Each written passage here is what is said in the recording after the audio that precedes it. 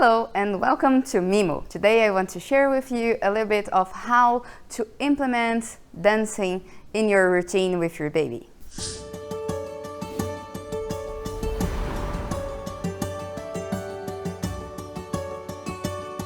So for me, it took a little bit like 1 month to really understand how the rhythm of Michael worked and that he had a routine. So he had a time that he would stay awake, then he would feed and sleep, and then he would stay awake again for that same more or less amount of time and sleep again. So until I got myself a little bit around that, I didn't really find the right moments to implement like a dancing routine with him, but I already had some moments that I would cuddle and dance with him, but for shorter periods and not every day on the same time. And the first thing to understand the best moment to dance with your baby, it's really to see and observe his signs. When he's sleepy, when he's hungry, if he has like belly aches every day on the same time, sometimes it might happen. So you want to observe these moments, and once you get a head around it, you can find what would be the best time that he's alert but not cranky yet because of hunger or whatever. It might be that some parents, and even myself through some periods, got lost in their daily routine and was not able to really do this every day or have it in a frequency that would feel balanced and constant. And when I say to have this routine like every day or several times a week, it's important that it doesn't become an obligation, something that you have to do. Because if it does, you might lose the enjoyment of it. You might lose the presence, and you're doing as a task. And that's not what we want. And when is the best time during the day to dance with your baby? As I said before, it's important to observe when your baby is more alert. For Michael, it happened when he just woke up. When he was 0 to 3 months, he would wake up around 8, and that was easy for us because then I was already alert. But after that, when he was more close to 6 months, he started waking up around 6 in the morning, sometimes 5, and that for me was a bit of a struggle to really be up and ready for him. So I would let him play his first hour when he was active, then give him some fruit or breakfast around the 6 months of age, and then dance with him. But also, if you notice that your baby can get sleepy, like when Michael was 0 to 3 months, and I had him in the sling or really close to me, and I would dance slow and in a flow, he would sleep on my arms. So you can also use that as a going to sleep routine. You might also be wondering where would be the best place to do it. Every family has a different kind of house and things that they do during the day, so it's important that you look for a place that is safe for your baby according to his age, and also that you have movement, you have space to move around.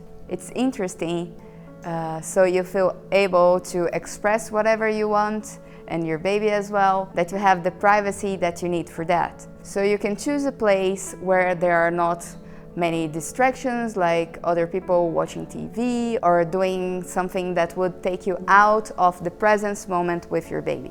If we're talking about age, from 0 to 3 months, it can be on the parent's bed or somewhere that is fluffy and cozy for your baby, where he can lay in a comfortable way, or also on your lap, whatever you feel that's good for you. So from 3 months to 6 months, you can do on the baby's mat or on his playing area, whatever the baby is used to, and that you can have movement for yourself as well. And if you like garden and nature, you can go to a park or to an open area that you enjoy. Just take care of clothes, water, safety, whatever you would take care of to take your baby to that place. Now you already know where to dance with your baby, when to dance with your baby, and also how to interact with your baby. And now you can be wondering of, okay, do I need to put only baby songs? And for that, for me, I don't use only baby songs. Actually, I use mostly not baby songs. And you can choose from the styles of music that you like, that you feel that are appropriate for your baby.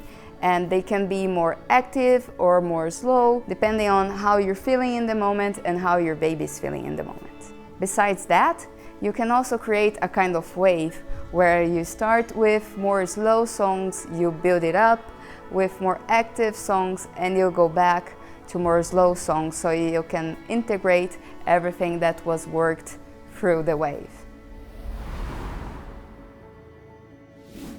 When I offered Ecstatic Dance Baby, so the parents could go with the babies and dance together, the most asked question was about the volume. And that also fits in a home. So the volume is important, that you feel that is a good volume for you and not too hard for your baby. When you feel that the sound is comfortable for you, it's also most likely comfortable for your baby. If it gets you too agitated, it will make your baby agitated as well. So just be careful and try to feel for yourself what would be best.